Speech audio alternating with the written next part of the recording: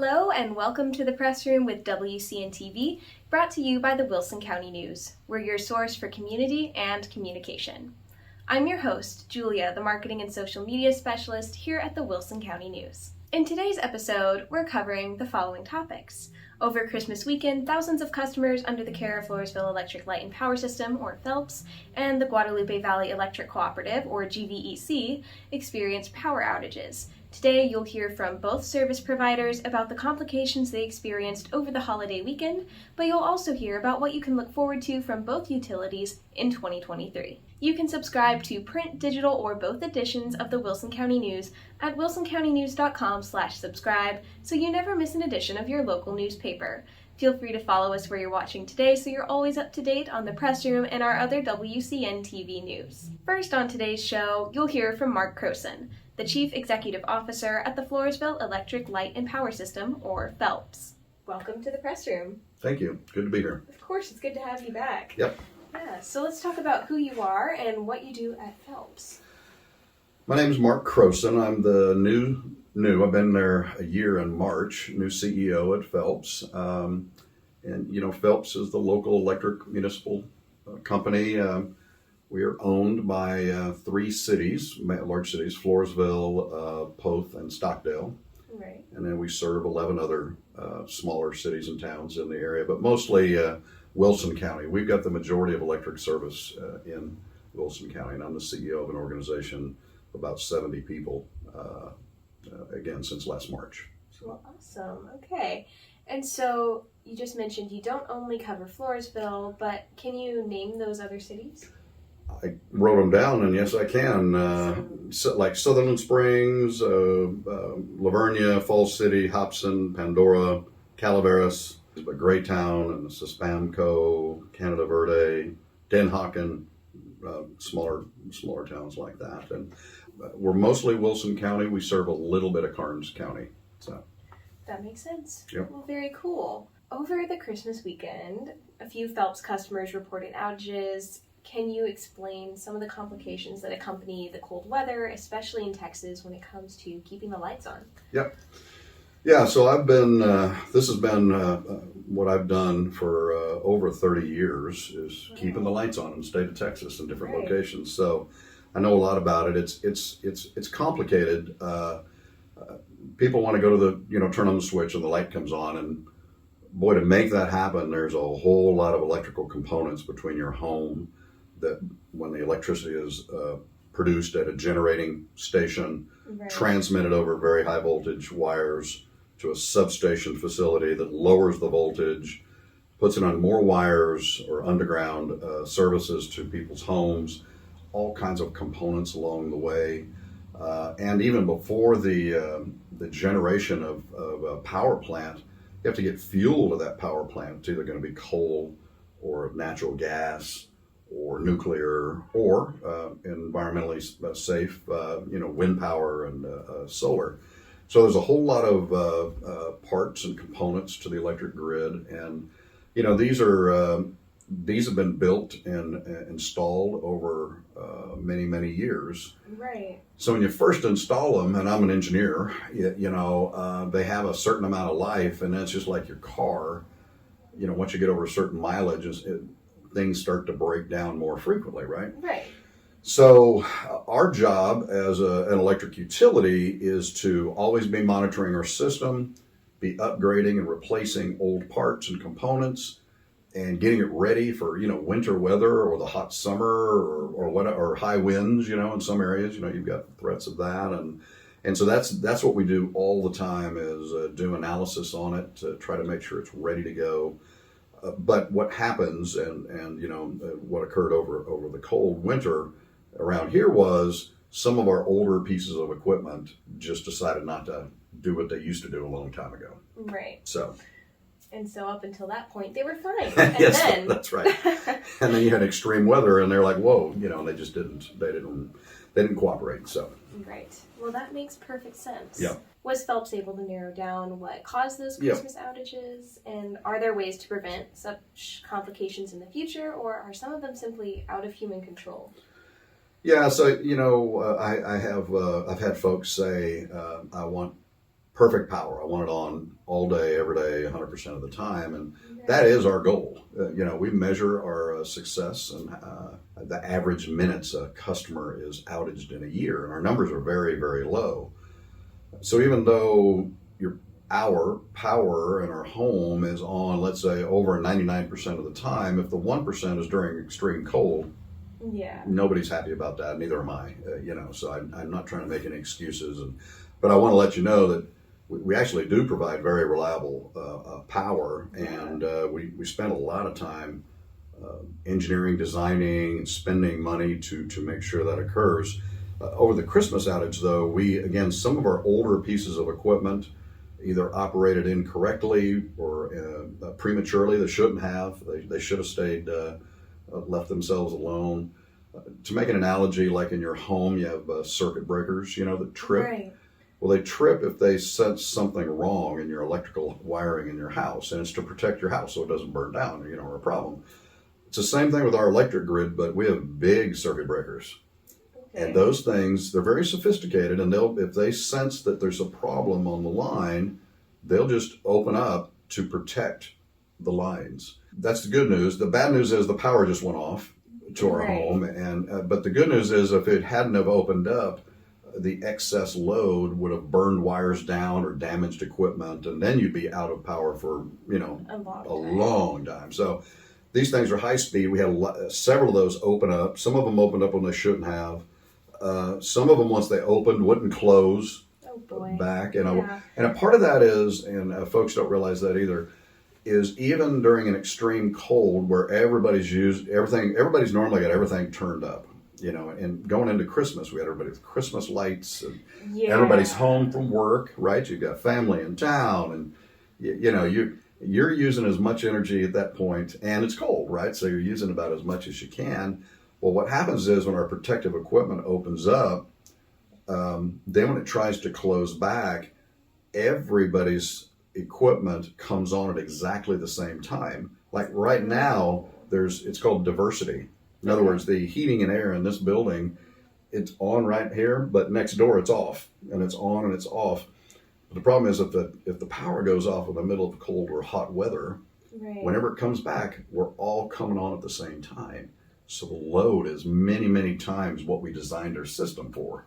Okay. So you get into this situation then where your protective device, your circuit breaker goes, wow, I'm not supposed to have that much load, and so it opens up again. Oh boy! So it's difficult. It's more difficult than people realize. Once the power goes off, we actually have to separate circuits and streets and neighborhoods and bring them all one at a time to deal with that. And then after 15, 20, 30 minutes, everybody just get back into cycling and everything kind of calms down. But if you're looking at the load, it's just going up and up and up. So we got into a bit of that. And the other thing that was really unfortunate was, number one, that was a really early season freeze for that load. To get into the teens before Christmas and at Christmas, normally you see that in January or February. If you look historically down in this part of the country, we didn't expect that. We were actually performing a major upgrade of equipment on a substation that we knew was going to be close next time we had the cold. Mm-hmm. Well, it was finishing up that week, and we were literally finishing it. We had people working night and day trying to get that done. And then when we had the outages, we had many people that worked all night long in that freezing cold, many hours to try to get everything back on. Many without, they weren't getting sleep, and it was really a tough job. They, shout out to them, those of us that are in the office, we're complaining we're not getting enough sleep, guys like me and the guys that are out there in the elements doing it, we all owe them a debt of gratitude because of what they do. It's really hard. But I will tell you, it took a long time to get everything back on. Saying all that, we've got an engineering firm that we work with that's always looking at these sorts of things. We have already done a review of what occurred, how we can make sure that doesn't occur again. Right. We're always looking for those things. But I guess it's a long answer to your question. Nothing is perfect. There are a lot of pieces and components and pieces of equipment that can fail. And when they do, number one, we try to prevent it. And then if it happens, we try to restore it. And so I remember talking to the newspaper right before and said we were ready. We were. We actually had told people they couldn't go out of town for Christmas to go see their families. Which they didn't like that, but hey, you work for the electric company. Our job is to get the power back on. So I had folks working, Christmas Eve, all night long because that's kind of what they signed up for, working. So we were ready, and that's why we got it back on. And I was really proud of the efforts of those guys. But it's more. I'm trying to simplify it. It's very complex, what it is. But a lot of things were going on. So. Well, that sounds like one of those situations where sometimes you have to experience something one time to be able to prevent it the next few times. In a way, I mean, we could see some of the stuff, which is why we were out there working. I mean, we knew that, but we thought the first free, but in the teens, it probably wouldn't be till January or February. I will say that we saw the 10-day forecast, saw it coming, and we started working extra time, overtime, and bringing in more people to try to stay out in front of it. And literally we were completing right as the cold weather is coming in. So, well, pretty amazing effort on the part of it was a huge effort by those guys. Yes. So that all being said, what do you recommend that FELPS customers or any electricity user do in the instance of extreme weather conditions to, help preserve electricity, not overpower the grid, or narrow the chances of outages? Yep. We always recommend lowering your thermostat. A lot of folks don't want to do that, but all the utilities will say try to put it down maybe to 68. Just wear layers in your house, extra blankets and stuff like that. And there's ideas of how to, keep your pets warm and all that sort of thing, and try to postpone the use of major electrical appliances. Like. Everybody knew the cold weather was coming in, so maybe don't run the dishwasher, the washer or the dryer. Right. And so maybe turn off your Christmas lights. Yeah. In this circumstance, we had Christmas light load. You don't always have that, but that would have been helpful. Even closing off rooms you don't use is a good technique. People can, you try to heat or cool your home. You're trying to eliminate the use of power. I mean, one thing you can do is, turn off the vents in there and just close off rooms you're not using. And, you become more efficient. And then I would say that there are folks we actually have them documented as critical or chronic conditions that require electricity. Oh, yeah. They're identified on our maps in our system, and they actually complete forms and submitted to the Texas PUC. So we know where they are, but even the form says if you have to have electricity, you need to have a form of backup in case it goes off. Right. Because of what I was describing earlier. Although I'm going to try really hard if your power goes off. If you've got to have it every minute of every day, you probably need to have something else. And another thing these days we've noticed is it used to be too expensive to have maybe your own backup generator or a battery storage, but the technology is getting better. Yeah. And I would say it might be worth folks checking into what is the cost of that. More and more people are signing up to, and you can get on our website and look up about distributed energy. We'll give you the guidelines. You can actually have a battery backup or a generator for your own home, and as soon as the power goes off, you'll be the only house in the neighborhood. Wow. Running on your generator or your battery. Now, there's a cost, there's obviously, right. But I'm telling you, it used to be so high, hardly anybody looked at it. But over time, it's getting to a point now where more and more people are signing up for that. So, might be something to look into. Yeah, that's a good idea. Yep. And so, as we enter 2023 now, does FELPS have any goals or plans for the new year? Many, probably too much for this episode, but I might have to come back for that. But we do a 5-year plan that we review every year to plan out the next year and the next 4. And so we have a whole list of activities and things we're going to do to upgrade the system, replace new stuff, build new things. We know where new load is coming, new customers are coming in Wilson County. So, you can't, as the utility provider, we have to be ahead of it. Right. Somebody's going to, build a residential neighborhood or shopping complex or whatever. We're one of the first ones to know that because we've got to build to it. So we've already got the whole year, those plans in place. There's many things we're doing to work with the community. We already know We go to schools and talk to the kids for career days. I mean, there's all kinds of things that we've got in our plans to outreach to the community. We're always very, very busy. We're trying to be a good, a partner, for the folks here. Our board is made up of folks from all of the three owners cities plus Falls City and Lavernia, and we meet monthly and talk about all the projects and the complexities that we have. In January, we'll be talking about what we're talking about here. I'll be talking to them about that, and they'll have some of the same questions you had. Well, hopefully this will help answer those. Yeah, that's right. That'll be good. So that all being said, where do you recommend folks go for more information about what you're doing in the future, to ask questions, or to get signed up to receive FELPS services if they aren't already? Yeah, I'd say the first stop is the website. I've been here less than a year. When I arrived, a very advanced website with all kinds of capabilities. We've even got a frequency ask questions page that comes from our customer service folks who all they do is answer questions all day from customers. Right. So what we've done is taken the questions that are asked all day, every day, and put it out there. So we got an FAQ thing. It's really cool. We rarely get someone who says, I went out there and I couldn't get the answer. I mean, the answers are always there. We also have the ability, you can download all the forms you need for new service, about anything you need to do. The only thing we can't do online or remote is if you're applying for new service, you do have to come into our office and we have to do like a soft credit check and a few things like that. So darn near everything these days you can do online with FELPS. And then we've got an active presence in social media on Facebook and Twitter and so forth. And we get a lot of folks that report outages, through those mediums, and folks that try to communicate it. We're monitoring that, and we'll answer their questions and so forth. So, but really the website probably first stop for everybody. Right. So, yeah. Well, thank you for that and all of the information that you shared today and your time. Hope that was helpful. Of course. Yep. Yeah. And we Anytime. Might just have to have you on again to talk about these big plans. We have a lot of things going on. Yes, we do. Before we hop on over to learn about the Guadalupe Valley Electric Cooperative, we wanted to let you know about our latest Enter to Win contest.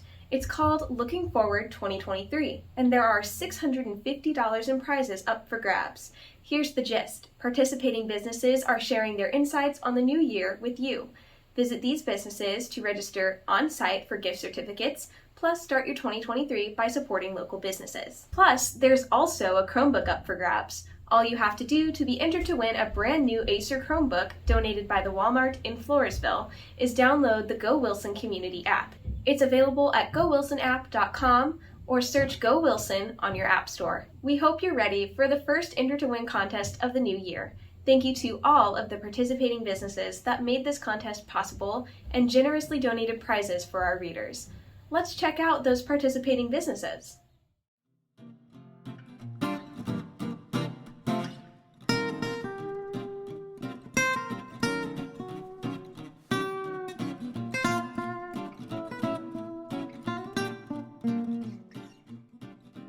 Next on the show, you'll meet Sean Alvarez, the Chief Operations Officer at the Guadalupe Valley Electric Cooperative, or GVEC.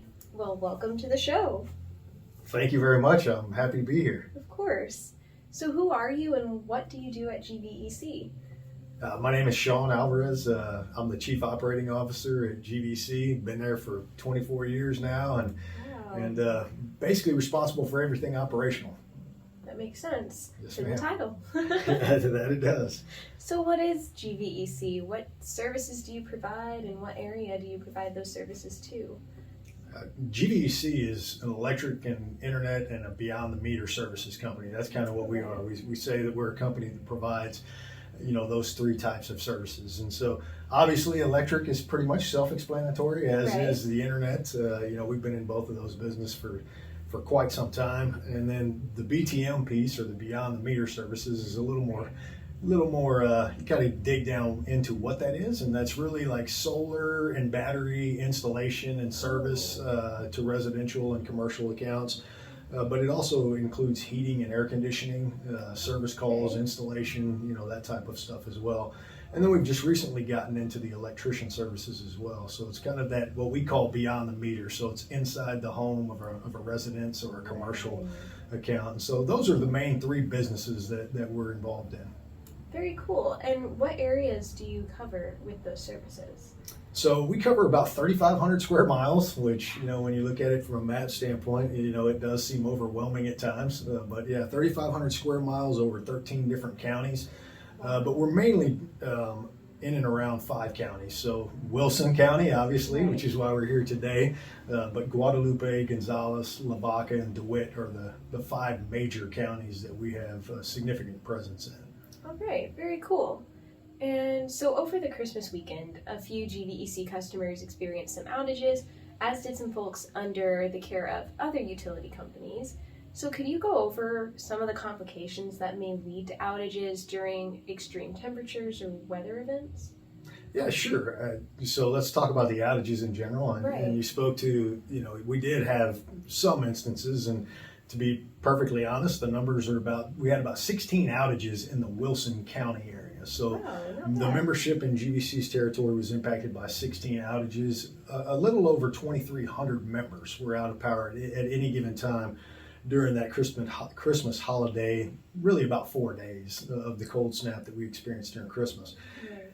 I will throw the caveat out there, though, that one of the outages, which impacted really 52% of the consumers or the members in that, was a 1-minute outage where we were basically bypassing some equipment. And our crews, a lot of times, in order to do things safely in our business, we will bypass devices. But in order to do that, we will take entire circuits out. And so we took about 1,200 people out of power for 1 minute in order to bypass that device, therefore restore the power to all of the members. And so in reality, I would say we had 15 outages impacting a little over 1,000 consumers over the course of that 4-day window. On average, they experienced about an hour and 45 minutes of an outage across those 15 outages. And so, not in my opinion, as the operations guy, I feel like that's a very, very successful weekend or week in comparison to how things could have turned out just with certain events. The biggest driver behind this event was the fact that we didn't have precipitation, right? Lots of times when you have really cold, freezing temperatures, you get ice buildup on power lines or on trees, and that increases weight, and those things typically cause failure, either on a pole or a tree falls into a line. So the good news is we didn't have the precipitation that came with this cold snap. The main drivers behind almost all of the outages that we experienced during that period of time was either equipment failures or wire down. And a lot of that happens just because of we've all become so accustomed to keeping our temperatures in our homes really, really warm. We become comfortable with 72 degrees inside of a home versus 68 degrees. And so by doing that, I know you guys know this, certainly in the Wilson County area, there's been tremendous growth that has occurred, with homes and more homes and more businesses.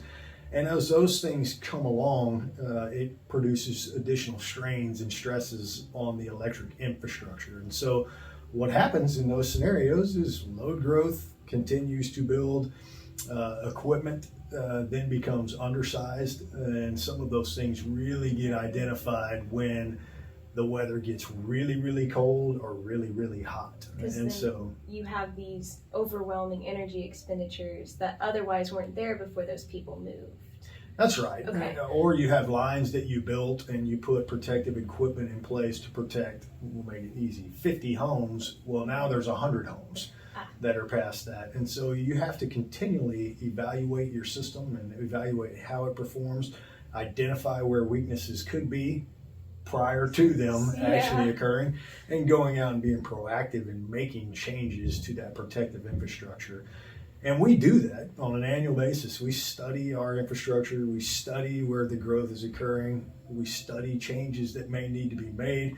We just don't catch them all. And when you get 15 degrees over the course of a day and a half or 2 days, that's when you really start to identify where some of the potential weaknesses and things that need to be addressed within your system are occurring.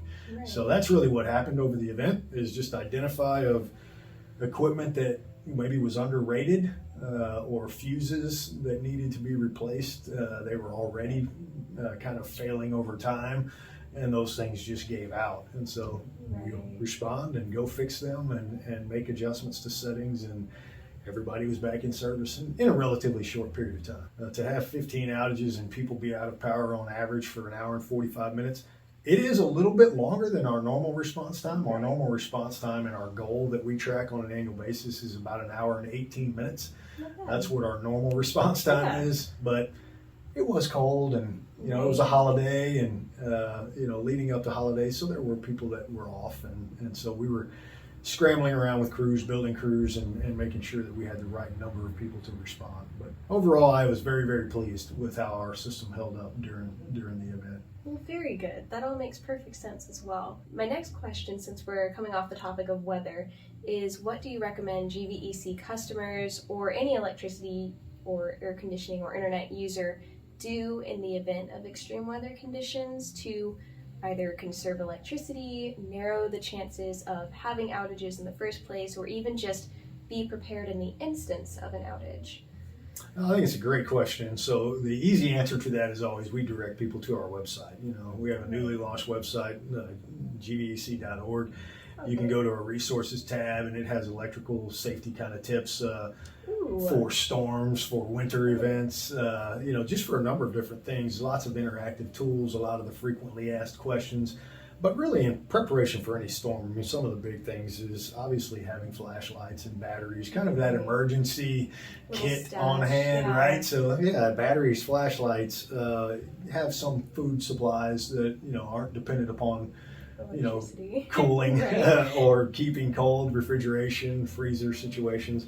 If you have any of those types of things, first aid supplies are always important. Medical, different medicines that people need during those situations. We always encourage folks to make sure they have those things kind of organized, well put together, and ready just in case. Because although we love to think that our electric infrastructure is perfect, it's not always perfect. And so we want to encourage people to be prepared for those types of events. The other thing that I always encourage people to do is sign up for some of our notifications. We live in this, connected world where everybody has instant access to everything that's going on in their environment. They're constantly connected to their phones. And so we have a multitude of products that allow you to be kept up to date with what's going on. So we have a text option where individuals can text us if they're out of power. They can receive notifications through that text messaging that says your estimated restoral time for this outage is X. It'll send them notifications when their power has been restored. So in certain instances where people may not be living at the location, it's a camp house or a second home, it keeps them up to speed with kind of what their meter is experiencing. So we encourage people to sign up for that, for text power. The other function that we have is what we call Smart Hub. So it's an app that you can go to, and you can report outages, kind of see a lot of the same information as well. You can update your customer profiles. You can update communications methodologies and things like that. So it's a way to stay very well connected to GVEC and the things that we are either dealing with or the things that we are anticipating to deal with. A lot of times we send out proactive notices where we're going to be doing work in the area, and we say we're going to take power out for this period of time during the day, so just make preparations for that. So it's really just a good way of staying connected. And then being the older guy, as I'm getting a little bit older and been in this business a little bit longer, the other methodology is really through social media. I mean, we have all of the Facebooks and Twitters and Instagram accounts that we constantly keep things up to speed and up to date with what's going on. And during major storms, that is probably one of the best ways of staying informed, because our marketing and communications team does a really good job of keeping the members informed. But not only that, our people out in the field that are working to make the repairs, whether or not it's a hurricane, an ice storm, a tornado, a severe thunderstorm, they take a lot of really good pictures of the things that they're dealing with. And that a lot of times generally helps calm the membership down when they see what these people are dealing with and what's in front of them. it tells a story. And so when does. you help put a picture to that story, it brings that empathy and saying like, oh, these guys are out in 18 degrees trying to rebuild this line that was hit by a car, whatever it may be. At least it's painting that story. And so we always encourage folks to follow us on social media, because it does give a good visual of what's going on out in the field. As we enter 2023, does GVEC have any goals or plans for the new year, or anything that customers should be looking forward to? Absolutely. So GVEC, we take planning and strategic planning very seriously. So we spend months and months preparing for every year that's coming. We have a 5-year business plan that has basically all of our goals and projects aligned, especially for the year coming. So we have a detailed, extensive plan that lays out everything that's going to occur over the course of 2023. Wow. It has key initiatives, it has major goals, major projects that are in front of us. It also has metrics. Metrics are very important to us. We monitor the performance of our grid, we monitor the performance of our financials, you name it, our customer response times, how long it takes us to build jobs. I mean, it is very, very extensive, and so we take planning very seriously. You heard me mention earlier that the Wilson County area is a significant service area for us. It has seen tremendous growth over the numbers of past years, and I can tell you this, that we have a lot of work in the plan for 2023 to do some major reconductoring of some of the service wires and circuits that serve in and around the southern Livonia area. Okay. So during that period of time, we will be upgrading the wire size. While they're there, they will also be looking at tree trimming that needs to occur along those feeders, any type of potential failures as far as pole inspections, cross arms, basically looking at the infrastructure and saying, you probably need to fix this proactively before it becomes an outage. And so 2 of our major feeders are going through extensive upgrades in the southern Livonia area. And then the final piece is a major thing. So we have 2 major substations that serve the Livonia kind of membership in and around the Livonia market. And we've grown so much in those areas that it's gotten to the point of where it's time to build another one. Wow. And so this year in 2023, we will be identifying the proper location for that to be, starting to do a lot of engineering and design work, ordering of some of the long lead material items that it takes to build a substation. And we will launch and break ground for construction in 2024 of a brand new substation in the southern Livonia area as well. Awesome. So lots of work going on in Wilson County, and in really focusing around the Livonia area, just with the growth that we've seen with residential and commercial. Lots of new subdivisions over there.